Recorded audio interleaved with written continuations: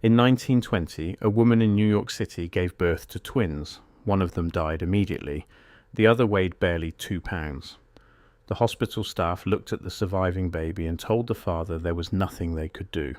The exact words, recorded decades later by the baby herself, were chilling. "You die because you didn't belong in the world." That was not a cruel nurse speaking out of malice. That was the official medical position of the most advanced country on the planet. A baby born too small was not worth saving. The father refused to accept it. He wrapped his daughter in a blanket, walked out of the hospital, hailed a taxicab, and took her to the only place he knew that might keep her alive. Not another hospital, not a specialist clinic, a sideshow attraction on Coney Island, wedged between the sword swallowers and the tattooed ladies, where a man who may not have been a real doctor was doing something that the actual doctors refused to do. Saving premature babies. For 25 cents, you could walk in and watch. That baby's name was Lucille Horn. She would go on to live for 93 years. She would have children and grandchildren. She would return to Coney Island as an old woman and tell this story to journalists who could not believe what they were hearing. But before any of that could happen, she had to survive a world that had decided she shouldn't exist. I need to tell you how I came across this story, because the entry point matters. I was reading about the eugenics movement in early 20th century America, a topic most history textbooks cover in a paragraph or two, usually in the context of Nazi Germany, as though it was something that happened over there. It wasn't. It happened here. And one of the places it happened most visibly was in the way America treated its smallest, most vulnerable citizens, the babies born too early and too small. The medical establishment had a term for these babies. They called them weaklings. And in 1901, the Boston Medical and Surgical Journal published an article that asked openly whether it was even worthwhile to try to save them. The concern was not about resources. The concern was about the gene pool. If these weaklings survived, the thinking went, they would pass their deficiencies on to the next generation. Saving them wasn't medicine. It was contamination. A Chicago doctor named Harry Hazelden took this logic to its conclusion. He made a film. It was a silent picture released in 1917 called The Black Stork. In the film, a baby is born with a genetic disease. The doctor, played by Hazelden himself, convinces the mother to let the child die. The nurse tries to hand the doctor his operating apron to save the infant. He refuses. The baby is left alone on a table. It dies. And then, in the final shot, the dead child floats upward into the arms of Jesus. The newspaper advertisements for the film read, "Kill defectives, save the nation." This was not fringe material. This was mainstream American medicine in the early 20th century. 30 states would eventually pass eugenic sterilization laws. Over 60,000 Americans were forcibly sterilized. And at state fairs across the country, organizers held better baby contests where infants were judged and scored like livestock. Those gold ribbons awarded to the fittest specimens of American offspring. This was the world into which Martin Couney walked with his glass boxes and his nurses, and his absurd carnival barker insistence that every single one of these so-called weaklings deserved to live. Let me go back to the beginning. In 1880, a French obstetrician named Etienne Stéphane Tarnier visited the Paris Zoo. He was not there for the animals, he was there because someone had told him about the poultry section, specifically about the warming devices used to hatch chicken eggs. Tarnier was dealing with a crisis at the Maternité Port Royal Hospital in Paris, where premature infants were dying of cold at a staggering rate. France had just lost the Franco-Prussian War and was suffering a severe population decline. And Tarnier believed that reducing infant mortality was a better solution than simply encouraging people to have more children. He looked at the chicken incubators and saw something no one else had seen. He saw a machine that could save human lives. He commissioned the zoo's engineer, a man named Odile Martin, to build a version for babies. It was crude. A wooden box with double walls insulated with sawdust, a glass lid, a water reservoir heated by gas. But within 3 years, Tarnier had demonstrated a 50% reduction in mortality among premature infants who weighed less than 2,000 grams. Half the babies who would have died were now surviving. And the medical establishment's response was almost total indifference. Doctors called it unscientific. They called it pseudo-medicine. They said the incubator was a novelty, but not a treatment. The babies it saved were weaklings who would only burden society.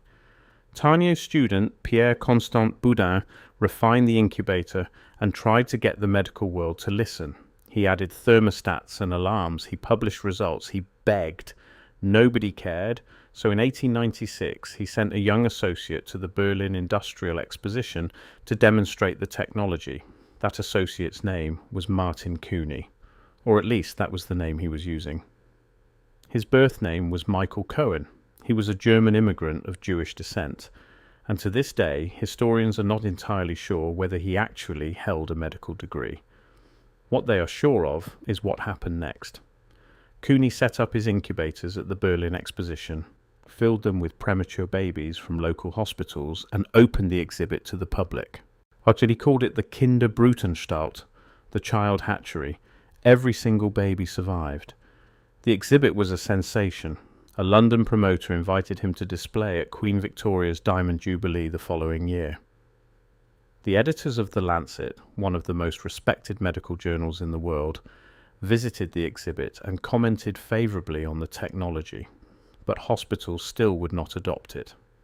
Couney realised that if the medical establishment would not save these babies, he would have to find another way. He emigrated to the United States and took his incubators to the one place in America that would accept anything strange, spectacular, and potentially profitable: Coney Island.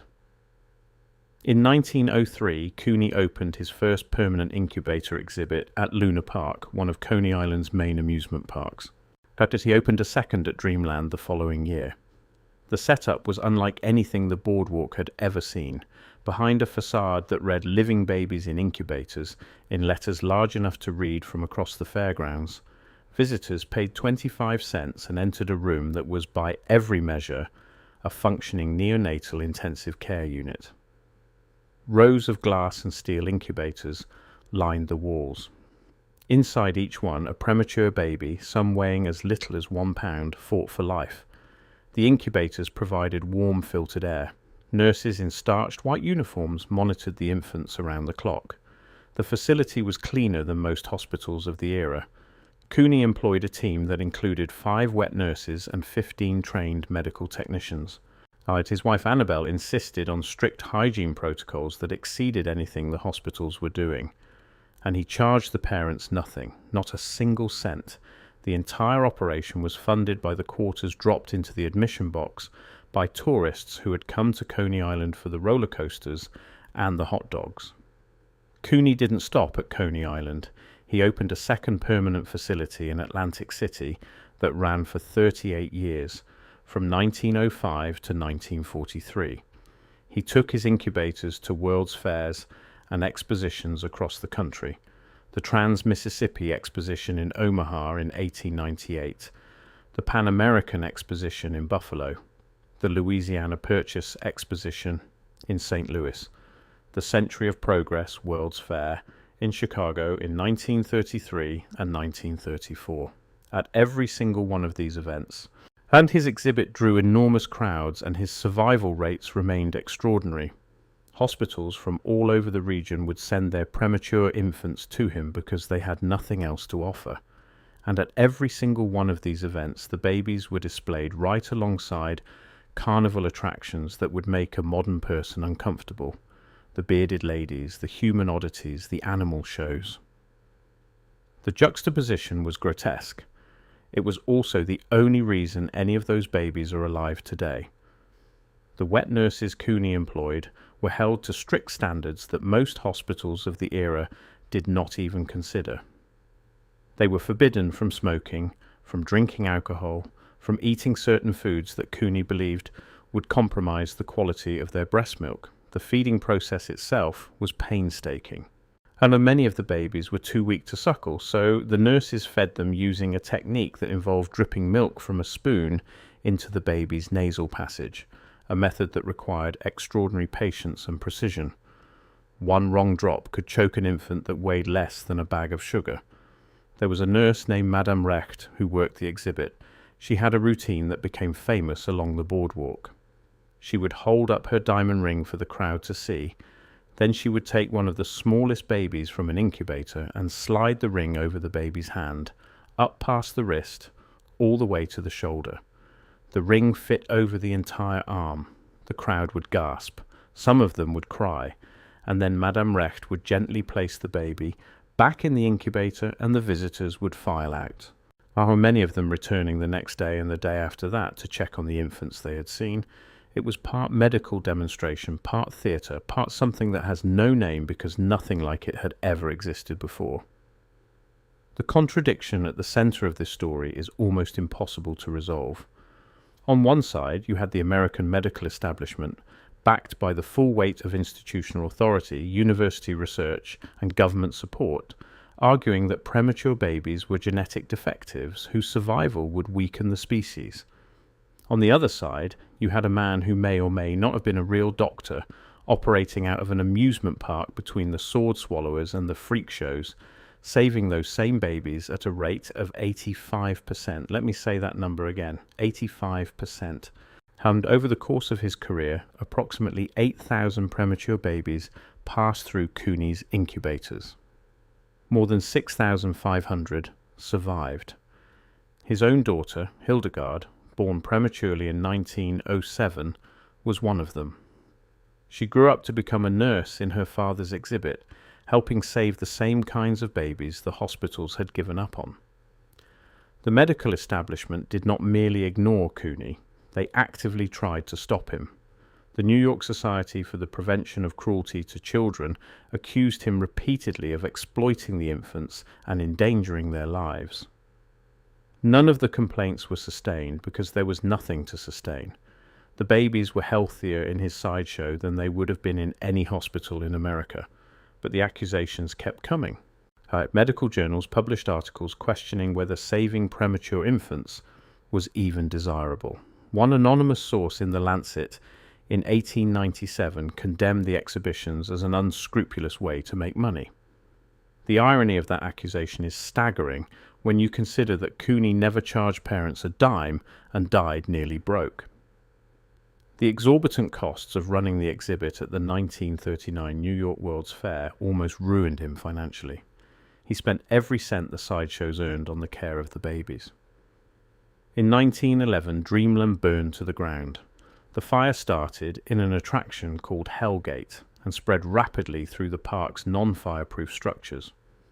The newspapers initially reported that all the incubator babies had perished. They were wrong. A doctor named Fischel and several nurses rushed into the burning building and wrapped the 6 premature infants in blankets and carried them out through the smoke. A police sergeant named Frederick Klink made multiple trips back into the structure. Every baby survived. They were transferred to Couney's Luna Park facility, and the work continued without interruption. I want you to understand what Couney was up against, because the opposition was not simply professional jealousy, it was ideological. The eugenics movement was not a fringe belief in early 20th century America. It was taught at Harvard, Stanford, and Yale. It was funded by the Carnegie Institution and the Rockefeller Foundation. It was endorsed by presidents, Supreme Court justices, and leading scientists. In 1927, the Supreme Court ruled in Buck v. Bell that compulsory sterilization of the unfit was constitutional. Justice Oliver Wendell Holmes wrote, in the majority opinion, that 3 generations of imbeciles are enough. At state fairs across the country, eugenics exhibits used flashing lights to illustrate how much taxpayer money was being wasted on defectives. Every 15 seconds, a light flashed to represent $100 spent on the insane, the feeble-minded, and criminals. Every 48 seconds, another flash for each baby born who would grow up with the mental capacity of an 8-year-old. The message was clear: some people are born to be a burden on the rest, and the smallest, weakest babies were the most obvious targets.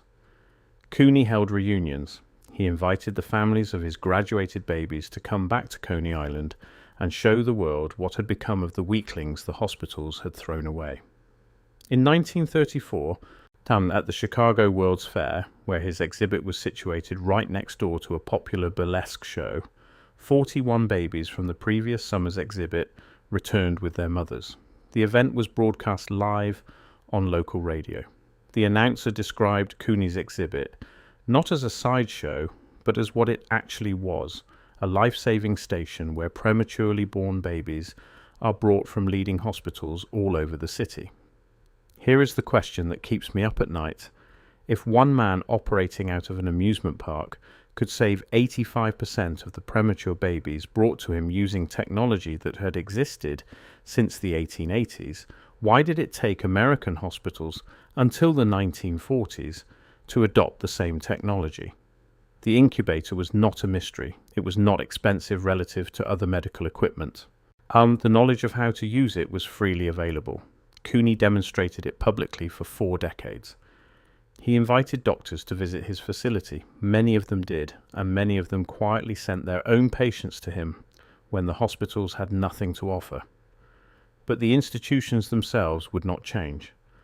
As late as 1939 in New York City, one of the most medically advanced cities on earth, a given hospital might have one incubator, one, for the entire facility. And even that single incubator often sat unused because the prevailing medical wisdom said that premature babies were a lost cause and the resources spent on them were wasted. Couney's sideshow, meanwhile, had dozens of incubators running simultaneously, each one individually thermostated, and each one monitored by trained staff who understood that the difference between life and death for a 2-pound infant was a matter of degrees, literally, a few degrees of temperature that nobody in the medical establishment was willing to maintain. The answer, I believe, lies not in medicine but in economics and ideology. Incubators were expensive to operate. A single exhibit cost $75,000 to build, the equivalent of about $1.5 million today. Maintaining them required round-the-clock nursing staff.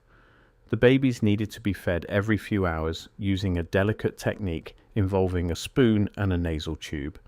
It was labor-intensive, it was costly, and the patients were the very people the dominant ideology of the era had declared unfit to survive.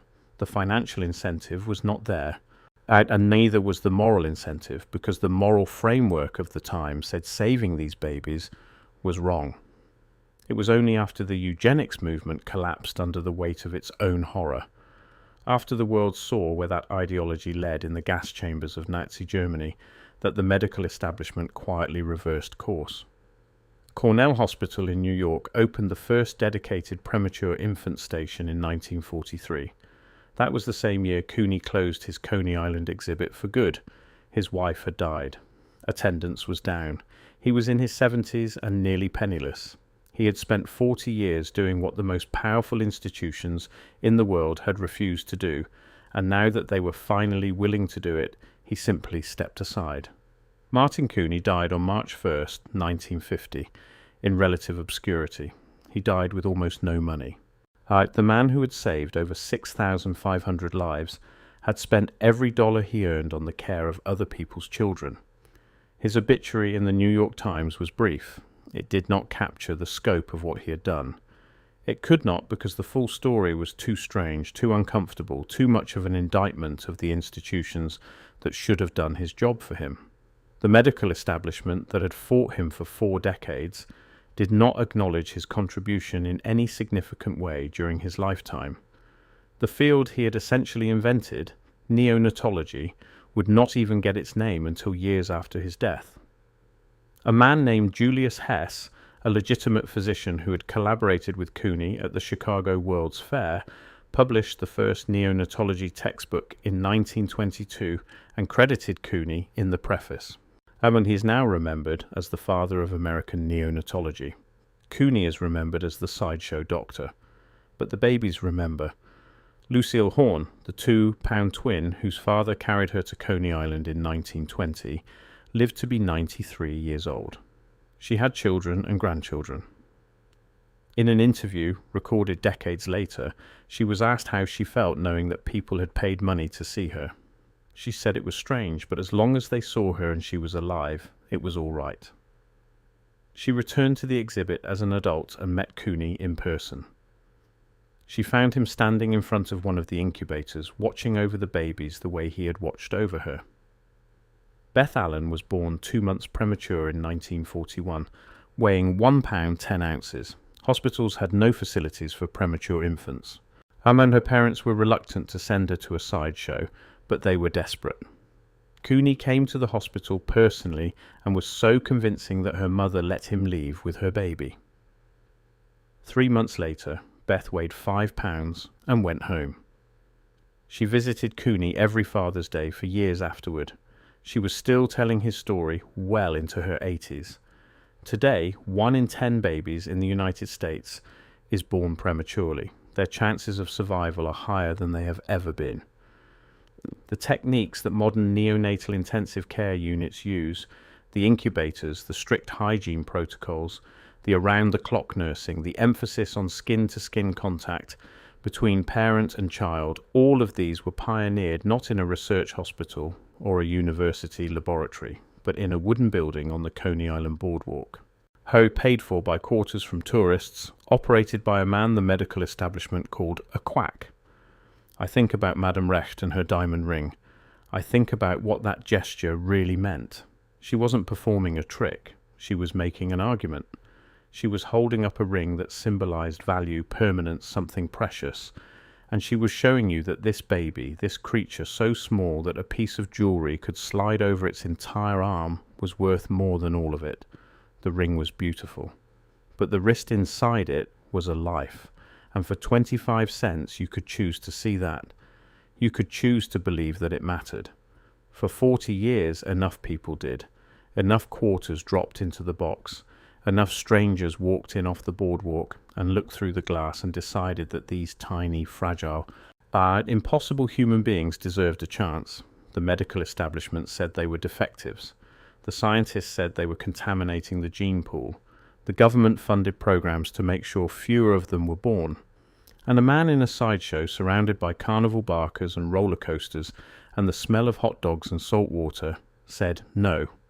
Every single one of them deserves to live. He was right. It took the rest of the world 40 years to agree with him, and by the time they did, he was almost gone.